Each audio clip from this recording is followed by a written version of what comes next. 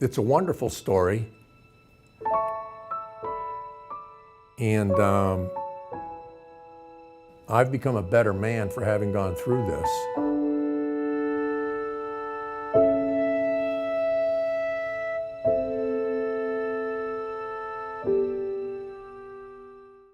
I was getting ready to sail through the Panama Canal and cross the Pacific Ocean, and I came to Tampa to buy a few last things for the boat. I was driving north on I-275 when I passed out driving the car and drove off the road. And the police came and they took me to a hospital in Tampa where they said I needed a new heart valve. So they opened me up and replaced it, and a few days later I had a massive heart attack and went into a coma.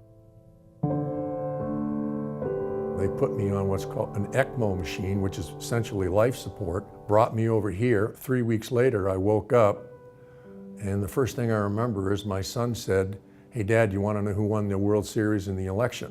I said, "Just tell me who won the World Series." When we met, he was asleep and he was in shock and he was literally dying. And as with many of our patients, we ask, what are we going to do with this guy? When John woke up, the options became apparent as he recovered. Well, here's a picture of me and what my scar looks like after only 28 days. I'm a story about a healthy guy that ended up with a new heart. You're proud of it, you said, right? Yeah, I'm proud of that scar. There's a lot that went into it. The logistics of transplant are very interesting in that it's a little bit like a blind date. We generally like to have the patients asleep and ready to begin an operation so that if the green light is on, we begin. Usually it's one dress rehearsal per person.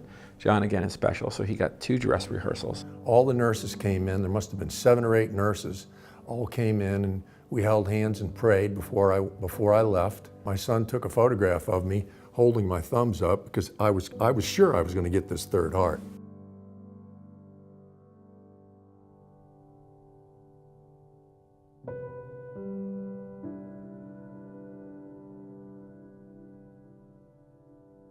We get to go in and say to John that we have a heart for you because of someone's generosity in the face of tragedy.